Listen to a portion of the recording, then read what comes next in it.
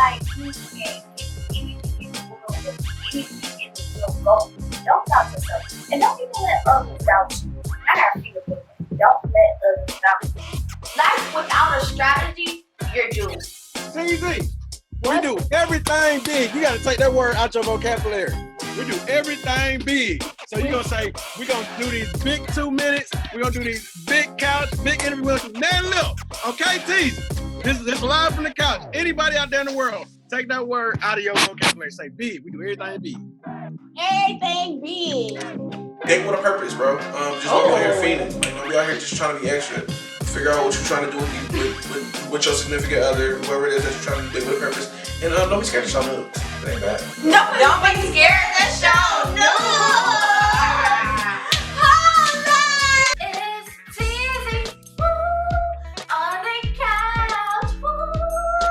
It's Tezzie, woo, on the couch. What's up, everybody? It's your girl Tezzie Baby, and we are here watching Tezzie on the couch. And guess what? I missed you guys so much. This is season 3. You guys about to have a joyride of fun, laughter, serious talk. Actually, it ain't even just serious talk. It's uncomfortable conversation season 3. But guess what? I have my lovely friends helping me out today with today's episode. I have on my right hand side, we have T. And on my left hand side, we have Donnell. And also, before we even get into today's episode, make sure you guys like, share, and subscribe. Subscribe to this YouTube channel. And make sure you spam that like button and comment throughout this episode. And I hope you guys enjoy. You guys ready? Alright. Y'all ready? Yeah. Alrighty. So, here we go. So, today's episode is about, y'all want to say it in unison? I feel like we're going to mess up, so. Let's see. Let's try one time. One time for the unison. Wait, what is it though? You see? Okay, we joking, y'all. We joking. We got this. We got this. Shit, what is it? So it's, are you a product of your environment? See, I knew you knew it. You be playing games. All right, for real. Are you a product of your environment? Can we say it in unison? Yes. All right. What's up, everybody? Today's episode is called Are You a Product of Your Environment? So, you guys ready to get into it? Ready. Yeah. Okay, so the first question I do have for the both of you guys, I'll answer last. What do product of environment means to you guys? I guess I'll start with T first. Okay, I'll start. To me, it means, I guess, acting out or distributing how you were raised, in a sense. And if I go into deeper, like, if your dad was a user, then, like, distributing those characteristics instead of knowing that, like, having your own path, if that makes sense. Or, like, even something as minuscule as, like, your mom using, what is that thing called that you do with potatoes? Like a little cutter, but it's like not cutter, the scraper thing. Yeah. Like, if your mom always used the scraper thing to, like, cut thank you. If your mom always used a peeler to, like, cut every vegetable, and then, like, you at 25 are using the cutter to still do that instead of, like, yeah. I kind of just piggyback off of what she said. Oh. Yeah, it's just about, I guess, different scenarios or characteristics we build or not build, but develop, I guess, as we get older, and it's just what we see in our environment or community, habitat, however you want to say it. It's just what we see, I guess, or what we know. Okay. I guess I can piggyback off you. You said what we see and what we know. And that's actually 100% true. So being a product of your environment, as what I think it is it's like adapting to whatever situation you are in. So this leads into one of the scenarios. say you stay in the hood, you lived in the hood all your life. I'm gonna say government assistance. You lived on government assisted housing. Everything you did by government assisted. And then when you turned 18 years old, you left your parent house and went into government assisted. Do you think they are a product of their environment and why? If it's a yes or a no, and why?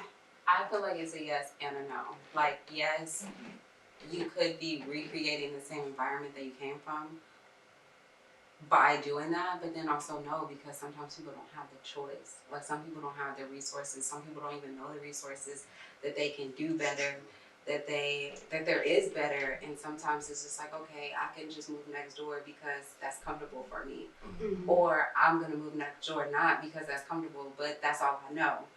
And so it's just like, yes, it could start all over again, but then also you could move to another project or another housing assistance program and honestly have a better situation. You know what I'm saying? Like, actually have a better outlook on, even though it's through the government, that doesn't mean that your house has to look like what society thinks it's gonna look like inside. Like, that doesn't mean that you don't have no food. That doesn't mean that you don't have any money. That doesn't mean that you don't have a car. Like, you can still have a stocked fridge and food and decorations out the ass looking like, damn, is this government assistance or how much is this? Right. So I just feel like it's a yes and a no. Okay. Yeah. I would say I have to agree with it somewhat, like she said, yes and no, because I know a lot of people who grew up on government assistance, and I think they're trying to get away from that. So because they did grow up that way, I think they're trying to find it in themselves to come up out of it. And, but you do have people that's all they know. Like, growing up in the projects, people, you know, they love. I don't want to say they love it, but like they adapt to it. So that's all they know. So I guess they kind of do love it. I just want to say something about what I've seen. Something about like the projects is it's like a whole community, and that is something that we don't have. I feel like when we're not in government assistance. So if we live on a regular ass street in a regular ass neighborhood, it's not like we know everybody on the street. We might know some of the kids that went to the school or that we grew up with, but like, it's never a whole community. We're never coming together. We're never having block parties. We're never having like, oh yeah, go down around the block and you can eat at so-and-so's house. Like, I don't even know who lived around the corner, you know? It's just like, and sometimes that's healthy, but then it's also not healthy. It depends on the people that you're around. Okay. Let's think of me. Let me think how can I put this. I would say yes, and it's a reason why I would say yes. I feel like when you stay in the government housing and you move like at 18 and you become in the government housing, like I'm gonna give you all an example. I have never lived in government housing as an adult. My mom did when I was four on down. So that was all I knew. So I didn't really grow up into it. But I had a friend. I'm not gonna name this friend, but we talked, but not really. I remember when I was getting my first place, and she got mad at me because instead of me trying to do it on my own without asking for help, it was like, oh, you're wrong. Your rent could have been $30. So you're gonna pay high rent. But it's like, I feel like you pay for what you live. And outside of that, I would say yes, and the necessity is because if I'm living in government housing, at a certain age, when does it stop? So I don't want to be 40 and still living in government housing, so that's what made me a product of my environment because I stayed and I never tried to get out. A lot of people do get stuck there too. Yeah, it's not even stuck, it's comfortable. Exactly, it is comfortable. And affordable. But honestly, on the outside looking in, I'm not going to say I've ever, well, I can't say I've never lived in the projects, but I've also been homeless. I've also had to fend. And it was times when, you know, I got back on my feet and I'm like, damn, I could really use a house that's fucking $50 a month right now So until I get on my yeah. until I get on my feet. I could really use some food stamps Right now Anybody. this month actually, or not even that. Like, you know, before just growing up, and I don't know if y'all ever experienced this, but just like, okay, I couldn't pay my car note sometimes, so it's like, damn, I could really use the RTA bus pass right now. No, for real. Like, Seriously. right fucking now, or you know, it's just resources that I feel like we don't have from not being in that product environment that we appreciate more. So we could utilize that and like make it a better situation for us. But then also when you're not used to that, it's just like, what else do you know? Mm-hmm. That's true. I remember like being younger, our whole family would like try to sign up for Section 8 when it would be like time when they would do like the raffle things or something like that. Okay. So like my family, like they was working people and stuff, but they didn't really need the Section 8. I mean, I'm sure, you know, they qualified for it because they wasn't rich or middle class, but they could have done without it. But I think just because that's what they grew up around, and it's all about, I don't want to sound bad, but like, it's not like get rich quick, but it's like get what you can get from the government, like get what you can get for free type of thing. Mm-hmm. And it's nothing, I don't want to say it's anything wrong with it because Isn't that what they're here for? yeah, you know, we've been through so much where, you know, we should get back any little thing that they give to us for free. Literally. But So I have a question. So by y'all saying to get with for free, do you guys feel like a lot of people cannot get like government assistance because people been there for 20, 30 years, and or do y'all feel like government assistance is supposed to be a stepping stone? Or do you supposed to live on it for the rest of your life? I think it's supposed to be a stepping stone, but a lot of young people don't see it like that. Like a lot of my friends that I talk to, and I'll tell them like, you know, we paying for this. Like taxes come out of our check, and that's how people are able to have food stamps. And I'm gonna tell y'all what it says on y'all check. That's it's called FICA. And they don't know that. Like, they don't know that. They think the money just comes out of the air from somewhere. And it doesn't. And it doesn't. But I think when they understand that, that'll help them. Okay, we like, I need to get out of this. You know. But it should be a stepping stone. Well, I hate to be the devil's advocate, but I feel like the help or the assistance wasn't in such a bad neighborhood. Hell yeah, I'll be on that bitch for the rest of my life. You got a point about Honestly, that. for real. Okay. And honestly, I wouldn't care who paying for it because I'm like, this is helping me out. If this is gonna help me have a better retirement, put money towards my kids' future, actually help me fix my car up because I got extra money for the month, then yeah, I would be on that for the rest of my life. But also, with saying that, like, they put them in such bad neighborhoods. And that's the problem too. And that is the problem. They put them where, okay, buy fast food. Buy where, like, okay, you could walk out and possibly get shot or just stabbed or, you know, because you're never going to go, well, just living here. I just feel like you're never going to go to a place like Sugar Falls and be like, so where's the Section 8 around here? Because they're going to be like, okay, you can take your ass right back around to this county because we don't even have that here, you know? So I don't know. I have to say yes and no because that's so true. I would think about staying there if it wasn't in such a bad environment because the houses they've been building are like nice. They put it in the bad environment, so it's like. And one thing I noticed is like the projects are full of like young women who have kids basically because that's how you can get in there because you gotta have like a kid to be eligible for a house. So and then a lot of the kids don't have fathers in the house. Like these baby daddies not really there, you know. Do y'all think it's becoming a stereotype as we get older? We see this stereotype more. I think we're seeing it less as we get older. Yeah.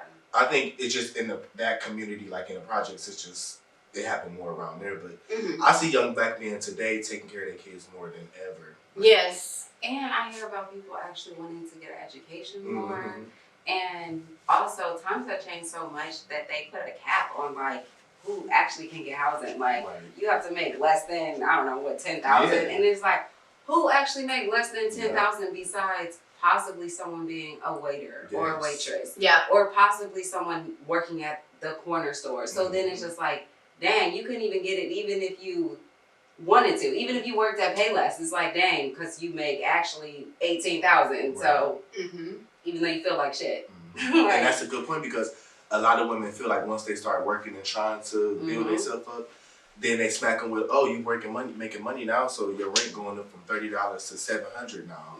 You know, they do that, so they might feel like I don't want to go out and get a job because if I do, I'm not gonna benefit from what I'm benefiting from now. Right. Exactly. You know. So next scenario. Alrighty, so y'all know drug dealing lifestyle. So the scenario is somebody was a drug dealer high school. Then they became in their 20s, they were drug dealer gangbang. I'm putting gangbang in the title. I'm sorry. Gangbang, like fighting. Oh. Fighting, yeah. Okay. I'm just saying like that. Other games. So yeah, gangbanging. I like that word. Yeah. I was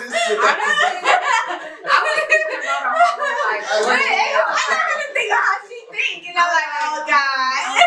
That's what we. man. So they started something else. Okay. I'm trying to keep up. She's like, wait, what kind of game? No, silly. But okay, let me find another word for it. I don't want to say gangbang. Violence. It's not even violence. It's violence, but it's gang banging. oh yeah, I'm just gonna say gangbang. What is that called when you start your own gang? So you're a drug dealer and then you're a gang member, right? Yeah. And then you have a drug lord? Yeah. Okay, I would just say a drug lord. Keyword drug lord. So you a drug lord. You got lured into the gang at probably, I'm gonna say 15, 14-ish is probably when they start. And then you in your 20s, you in a gang. Then you in your 30s, you in a gang. Then you in your 40s, 50s. When does it stop? Question. And also, do you think they become a product of their environment because they don't leave? For sure. I don't know if you want to start. See, no, we started with how fires. Okay. I get long-winded. It's okay. So, I got an uncle that's in, well, he's not my uncle, he's my cousin's uncle, but I've been knowing him all my life. But he's in jail when I was about 8. He got 18 years. And he was like a big drug dealer, like making a lot of money and stuff. And, you know, my cousins, they always looked up to him, like, but they never followed that path. But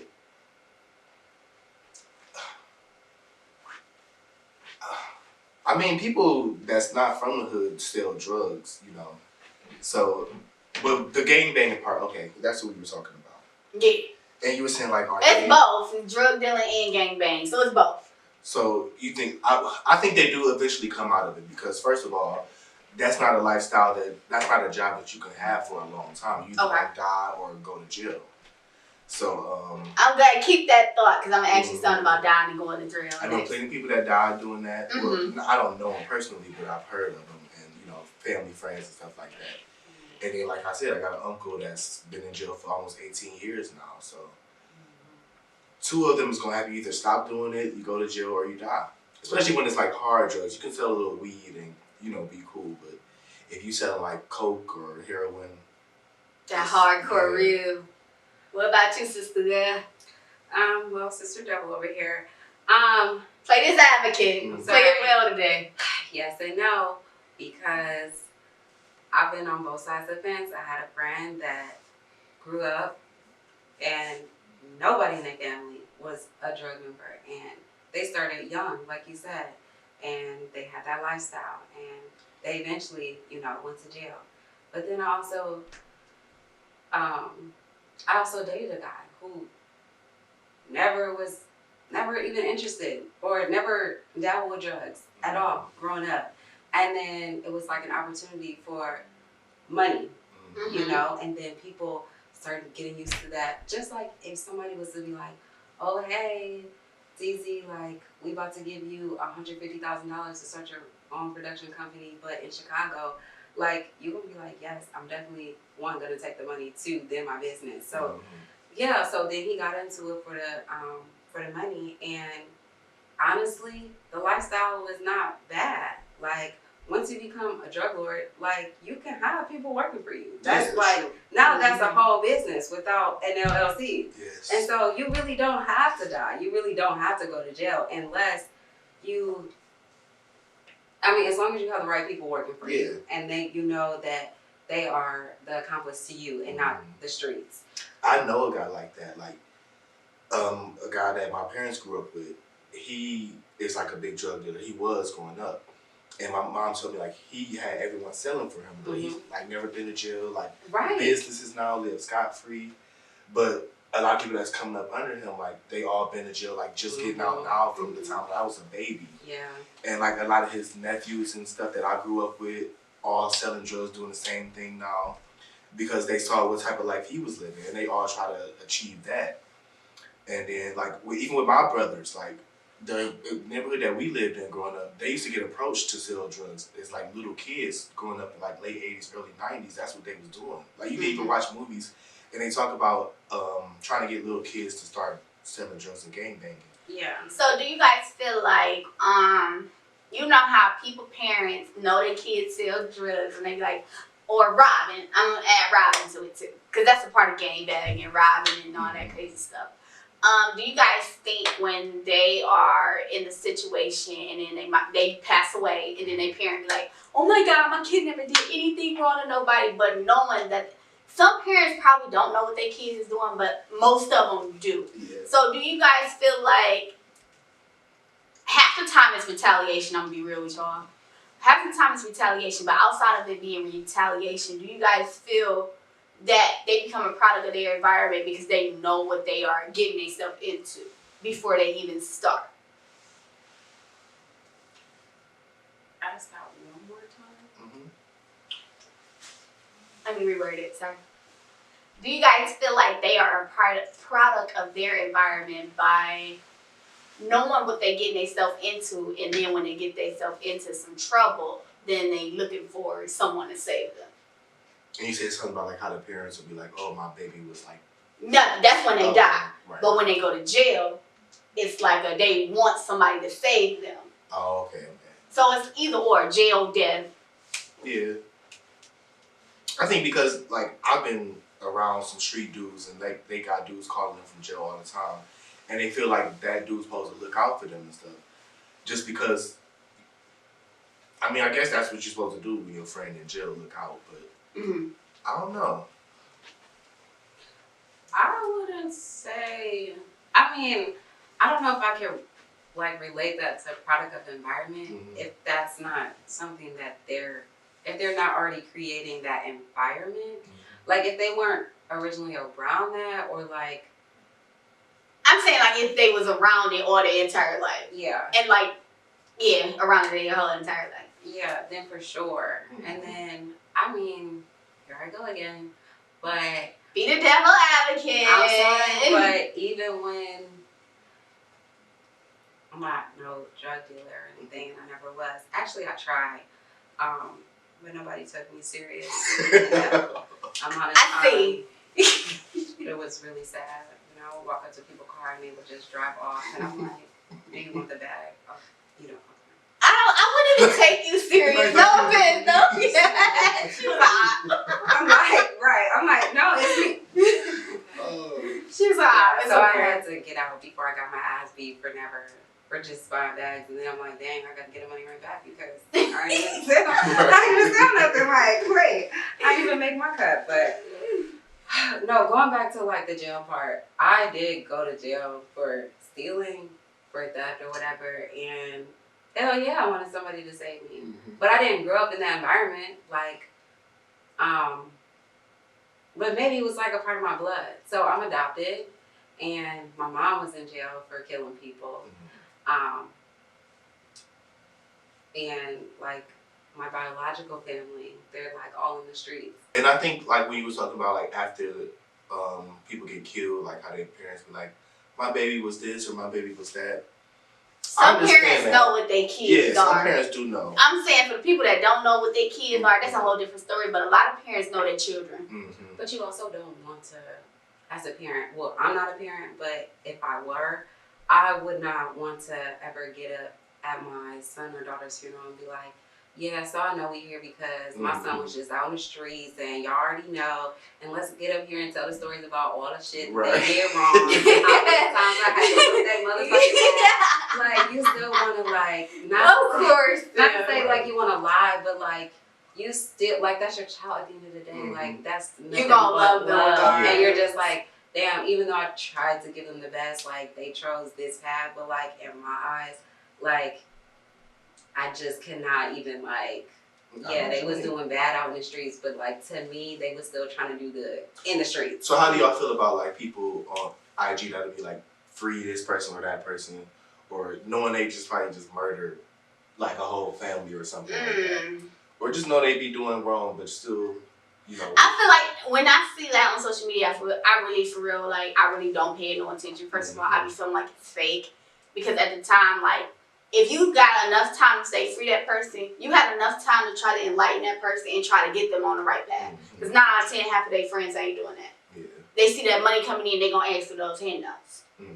So it's like, I feel like it's BS. Like, over around, like, when I see people say free this person, free that person, and I know that they did crime, I just feel like it's bullshit. Like, at the end of the day, it's like... Well, I only say that because I had a friend whose niece got killed in, like, a drive-by shooting, and they shot the house up. Ooh. And, like, they were saying free the girl who did it or whatever like that. This was the people who, like, were on her side. And that's not cool. Yeah. No, I feel like nobody should die. And he like, why y'all saying free this girl when she didn't kill, you know, a 5-year-old girl or this and that? But I don't know.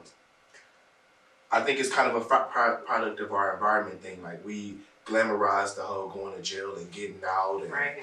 But why is that though? I feel like that is... Why do we glorify it? It's like war wounds, or like a badge of honor, like to go to jail, or Okay. you know. But also, it's stuff that we really don't know. Mm-hmm. Like, I dated this guy who was in a situation, or got into a situation where, like, it was a group of people and somebody got killed and they all went to jail. Mm-hmm. And according to the news, like, they was all involved. They was all shooting. They was all, you know, and it wasn't like that. Like, the story was just misconstrued.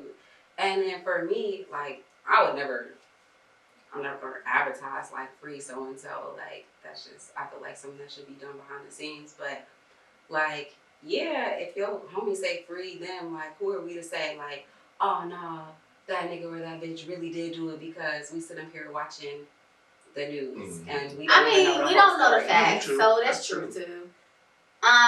Do you guys feel? Let's start with drugs. Here we go with drugs. Oh gosh. Do you guys? Okay, so it was the crack epidemic in the 80s. Now today's epidemic is opioids. Do you feel like it's the same? You know how they put crack in the Black communities. Now, opioids is affecting the Caucasian communities. Do you guys feel like it flip-flop? Or do you, like, what are y'all stance? Because, you know, and back in those times in the 80s, they low-key thought, I want to say funny, but made a mockery of it. Because you see it in certain movies and things in that necessity. And now with the opioids, you don't really see people mocking it. It's like, oh my God, get these people some help. But with the crack epidemic, you didn't see commercials about help. So you say, like, do you guys feel that they are the same, like the opioid and the crack epidemic? Or do you guys feel like... I don't feel like it's the same. I mean, I can't really say too much on it because the crack epidemic, like, that's hit home in our Black community. Exactly. So I can see the effects of that more than I can see what's going on with I'm asking y'all this question for a good reason. Yeah, but I say the crack epidemic was way worse. Like, Okay. It's still people today affected from that. Like, whether it's still people on drugs or people who don't have their parents because their parents were strung out, or people parents who overdosed, or...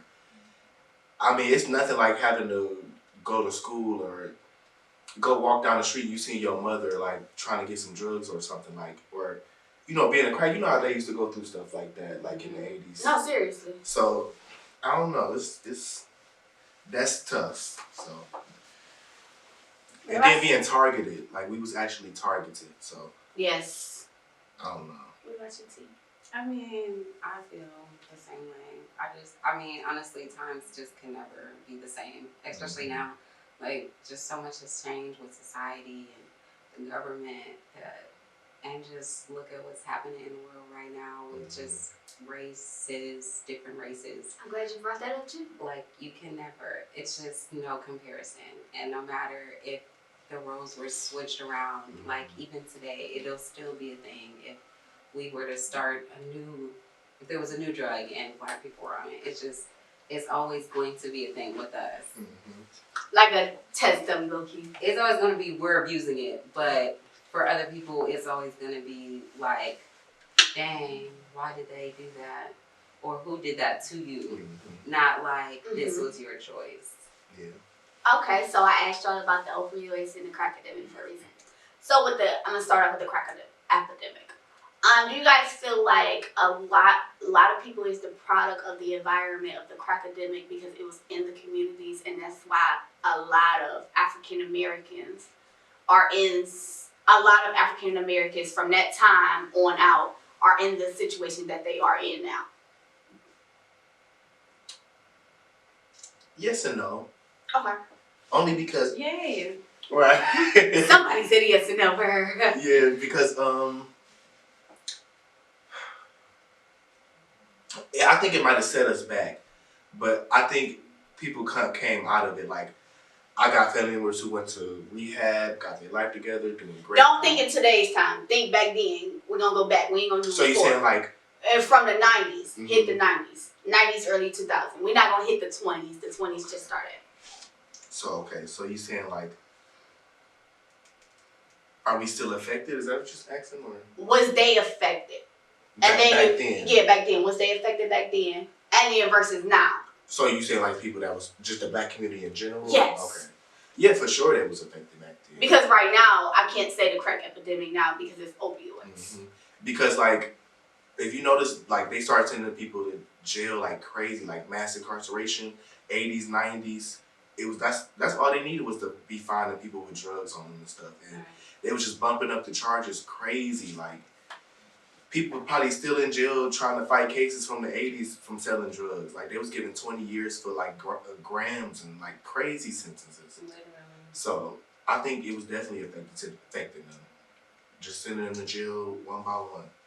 And like, I remember being a kid, like late 90s, early 2000s, some neighborhoods you just see a whole bunch of dudes hanging out just selling drugs on the streets. It's not like that now. Like literally, they cleaned up the streets, but they all in jail. Like you know, and it's good and bad because the streets are clean, but they just slaves now in jail. You know. Okay. What about you? No, I definitely feel the same. And just like the lack of resources that was in like the 70s, 80s. True. It's just like, dang, like they had no choice but to just be found and then sentenced. And even today, like you said, they cleaning up the streets and stuff. But I mean, there's still people out there, but like they not on the streets. They trying to keep a low profile because they know that, you know, with being Black, like it's an automatic 10 years and possibly good. Like you'll get out in 8, 9 if you're good, which you really did 10 years. So it's like it really don't matter. Okay, so I want you guys to get in the mindset, go in your imagination. Okay. I know we're not Caucasian, but we're gonna try to see things on a lighter note. What you just say? I know we're not Caucasian. Like I'm just gonna say it real. Like I know we ain't Caucasian. Oh my God. I'm just being real. Like this is the environment I be in now. When I'm trying to be open-minded, I try to see things with a different pair of lenses. Okay, what's the question? So we talked about the crack epidemic. Let's think about the opioid now. And how now we see commercials, we see different things. So opioids, can you just be like, tell me what? Opioids is like Pills. It's like pills. Okay. It's like, I think it's worse than that. I'm not really specifically sure, but I think You it's mean like cocaine or No, opioids is more so a pill thing that they get. I think they get it from like the hospital. It's an opium. It's like a medicine. Yeah, it's like some type of medicine. I can't really think I off can't. the I back don't of know my if they head. snorted or what. But they do something I with thought it. they did like cocaine. That's probably what it is. Then. Yeah, I feel like that's what they're. Well, I'm gonna be honest with y'all. Well, we know you don't do drugs, so you don't. No, but what I found out. Yeah. Should I expose the medical community? Well, no, I mean, we know like drugs been in the medical field for the longest. Like you can watch old black and white movies. Different drugs. Like you can watch a different drugs have cocaine in it, so it's like whatever. And you can watch a movie from the 20s, and it had like a jar in the doctor's office that said heroin on it because they used to use stuff like that for surgeries and stuff. So. So do you guys put on your new pair of lenses? Not the old ones, the new ones. Do you guys feel like it's affecting the white community, or the opioids, more than the black community? I'll put it like that. No. But if you want another pair of lenses, no. I don't think they're being affected by it. Okay. They probably use it more. Like, I think at a black party, you don't just see people just doing cocaine like that. Not saying they not doing it, but it's not like a popular drug amongst us no more. It probably was in the 90s or 80s, because that's when everybody was doing it. It was cool to do coke back then. Well, in the great legend Whitney Houston, crack is whack. Yeah, like I was watching this one documentary, and this lady was saying like everybody in the 80s was doing coke because it was just so cool because Scarface had just came out. He was doing tons of coke. So if you did coke, it was like a more fancier, upscale drug. Yeah. So today, I don't think it affects white people as much as black. Okay. What about you? You don't think so either? Oh, she's thinking. She got them lenses tight. Like the people that's overdosing and stuff, I guess it is affecting them that way because it's more. That's happening more in the addiction, the overdoses and stuff. So, all right, we're gonna lean on a lighter note. I'm gonna actually, it's not even really light. It's about to be real. Please use y'all extra pair of lenses. I'm gonna talk briefly on this subject. Do you guys think that Caucasians are a product of their environment when it comes to racism? And that's those, and I'm about to be very specific, that's those interracial relationships, because it's those conversations y'all have at the dinner table. I'm sorry, I'm being real. The conversations y'all have at the dinner table with y'all family, are y'all protecting your partner? I'm going to start there, and then I'm going to lean out. You mean protecting whose partner? Well, I just said in interracial relationships. Oh, okay. It's like, those dinner table conversations, are they protecting their partner? But yeah, I see what you're saying. Back to what I was saying, back to the question though. T, you want to go first? Yes and no, because yes, you could be taught that from a black person, from African American, whatever, I'm not African. But from a black person, I could be taught that white people are this, white people are that, Asian people are this, Hispanic people are that. And I could definitely let that sink in, like you do with school and the things that you're taught growing up. And yes, you can become a product of your environment and really just lean on that because your parents are someone that you love and you trust, and you wouldn't think that they would steer you wrong or teach you wrong.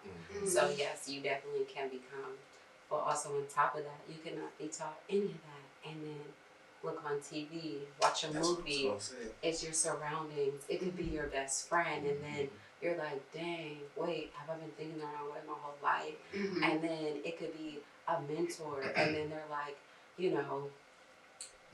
trying to be an actor, and then they're like, well, just to let you know, white people are always going to have these roles, so don't, like, if you want to be friends with them, only do this on that certain level. So then it can also be consumed in you in different ways, so then you're just like, dang, at 30, 40, am I now creating a new product? Or like, am I becoming a product of someone else's environment? Or is this really society? So do we ever really know? So is it ever going to be a just straight yes? Or is it ever just going to be a just straight no? Because like, as the world is forever changing. Ask the friends. Ask them. Is it going to be? I need y'all to comment below. Answer this question. And the best comment, I got a surprise. A prize. Yeah, because as the world is forever changing, like, do we know that, like, who's to say that just because it was advertised that, like, Black people shouldn't have sat at the back of the bus and they should have, like, had the same opportunities as everybody else? Like, does that mean that, is that how life should have went? That, like, not to say that white is more privileged, but why is the front more privileged? Right. Why wasn't the back the best place to sit? And like everybody was just mad that we was sitting in the back of the bus. You know what I'm saying? Or is it because we was told to do that? So now it's just like, oh, because we were told that it's now a racist thing. You know? So it's just like, is it ever going to be just a yes or a no? Because what do we really know? Do we? I mean, like we feel that white people are put in better situations or in better or have better opportunities, but is it because they're really white, or is it because they have better resources? Is it because, like, whatever their history is, they just have better knowledge and just more money than other Blacks? Or why can't we say that, like, you know, like, how did Beyonce become who she is? Is it because she got cool with a white person, or is it because she had the same resources or the same knowledge or the same help? And I'm glad you said that, because before you just said that Beyonce analogy, I was going to be like, well, my parents didn't have the resources and stuff. But at the same time, Beyonce's father probably didn't have those resources either, but he went out and found them. Yeah. And I was going to say, like, I would have loved to do theater growing up, but I didn't have the resources to go out and find one. But my parents probably could have gone out and found a theater for me to start going to. Yeah. But I guess you're right. Like, you just got to put forth some initiative too. And then look at Michael Jackson. Like, nobody ever showed a movie where his parents was like,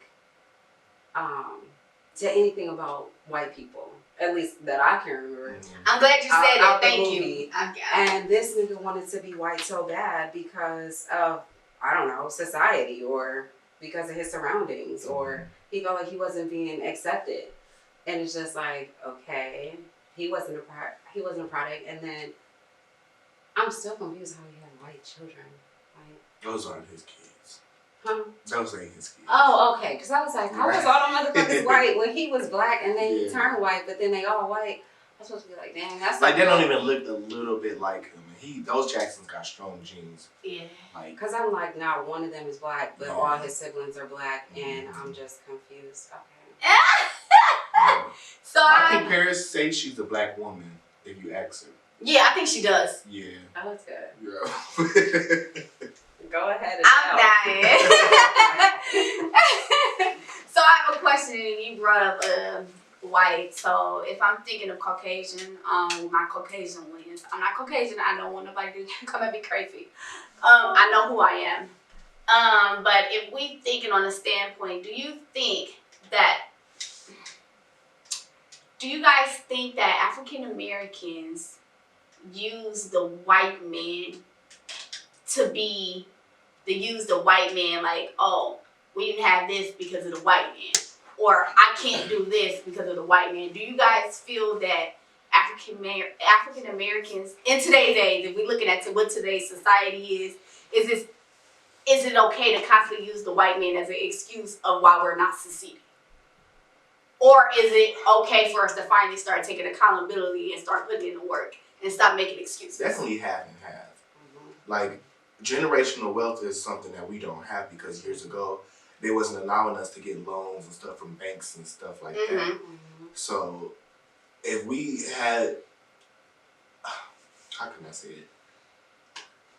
Not even my parents. If my uncle or my uncle's friend owned a business, I could get a job there. Mhm. You know, the random white girl, she can get a job somewhere 9 times out of 10 because she knows somebody who knows somebody Mhm. that can get her in that place. And we do too as black people. I'm not saying we don't have those connections. I'm just saying it's a little easier for her because her parents set up some stuff, or her grandparents set up stuff where she can benefit from that today. Mhm. And I think today we just now getting there, you know. Yeah. Like our generation and our parents were the first people that was really. I'm not gonna say that because my parents did pretty well for them to be, you know, my grandparents. But yeah, I mean, we definitely can be successful now, but it was definitely harder back then. So. For sure. So is it okay for people to use the white man as an excuse in today's society? Sometimes. And I'm not saying that because now we have the internet as a resource, so we can't constantly keep using the back then terminology. I mean, yes and no, because you still have like the white man who's definitely gonna be like, I know this. Okay, I just got a question. Where did this white man stuff come from? Because he was in charge back in the day. I get who they are, but it was just like You never knew a white lady that was like, you know. I just want to know because I'm just like, how did they all just came to the conclusion we're gonna call them the white man? Like, But you gotta look at all the presidents that they are like, white though. that was in charge back We then. had That all- was just we like, had- haha, hee hee, look at these blacks. Oh yeah. I mean, they literally 44 made a whole Caucasian, circus a with black Oreo, people. and then a Cheeto. Like, so I get it. I get a lot of it. I think there was only one Cheeto. I said an Oreo and then a Cheeto. Wait, what's in? Okay. Barack was the warrior. Oh. And you never seen the meme? Yeah, it's like. It's like, it's a whole bunch. I don't want to say this word. It's like a whole bunch of regular white guys, then they show like the Oreo and then Cheeto for Barack and Trump. But it's not really, you know, with the saltine thingies, the things you eat. I don't want to say the word. I don't want to be Wait, no, y'all have to show me this because I'm like. I don't think they'll be offended by it, but like, they had a picture of crackers lined up next to each other. Saltine crackers. Mm. For Barack? No, No, for the all the presidents. And then Barack has the Oreo. And then Trump has a Cheeto. I'm so down. Oh, okay. Hold on, let's not just count. I know it's fine. Never. I mean, but literally, that's where the white man comes from. I feel Okay, well, I guess Tezzie got a little lesson because I've been really looking this up. Like, I've been looking at, like, a lot of things I've been really looking up. This show is actually uncomfortable conversation this season. It's a lot gonna play out. I want you guys to keep watching. I think that everyone is a product of their environment because, like, even like rich people, rich people, you know, you can go from rich to poor, but most rich people, they have the resources like we were talking about. They know people where they can keep that wealth and even learn how to build it.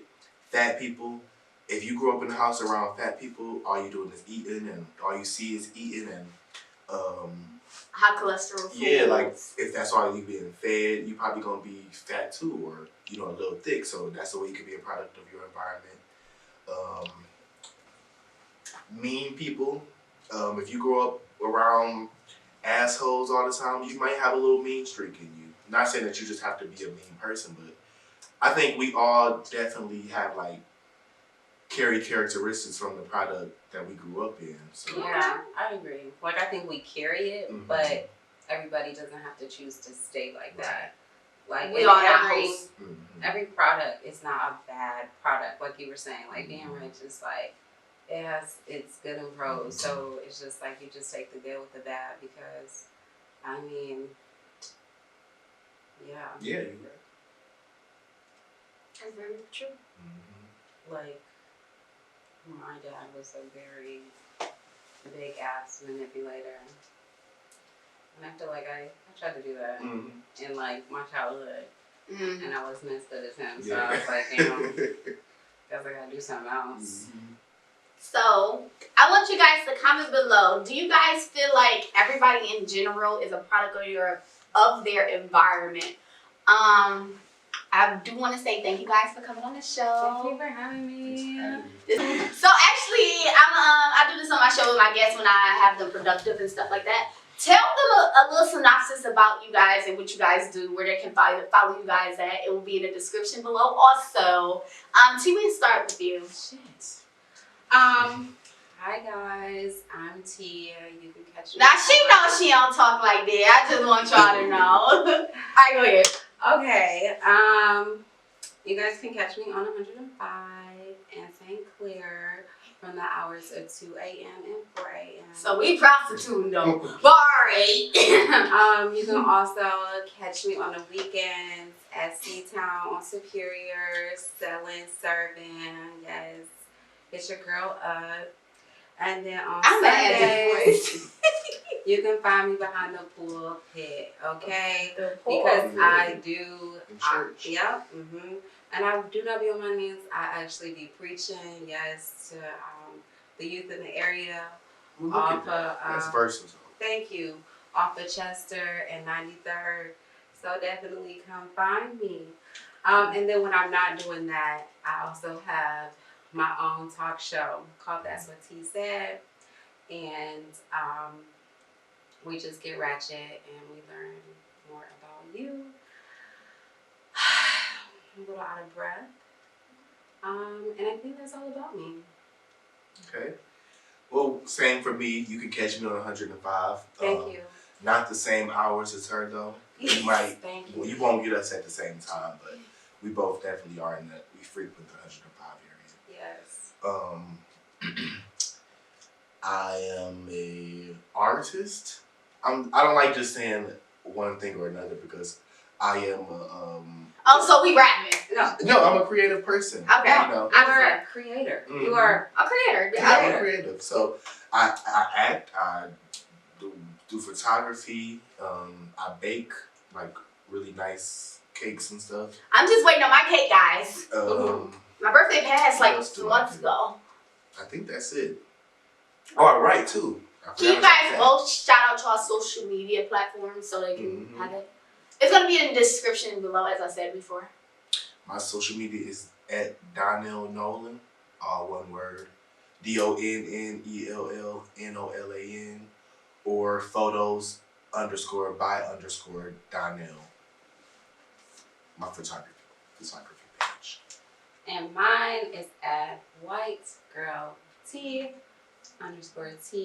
with a Y in white. So that is at WHY, because why am I me and why do you want to be me and why are you you? GIRL_TEE, because without T there would be no me, and without me there would be no T. Or UV. Or LOUV. That's true. Wait, does that still spell out? I'm just. Good. But definitely no. For both of us, definitely follow us and like he said, we're both creative. Or no, he said he creative, and I just said I was just. She's playing. creative too. So yes, definitely let us know if you have some ideas for us, for sure. or you want us to be a part of a project. And you know, it's your girl Tezzie, baby. Make sure you guys check me out. Check me out. Tezzie_on_the_couch on Instagram. And make sure you guys follow me on Twitter. I'm trying to get my Twitter up. It's actually baby_Tezzie, BABY_TEZZIE. And y'all can follow my new business page, Tezzie Baby Productions. That'll be below also. That's my new Instagram page. Follow me on Facebook. Tezzie on the Couch on Facebook also. And thank you guys for watching. And see you guys next week on Tezzie on the Couch.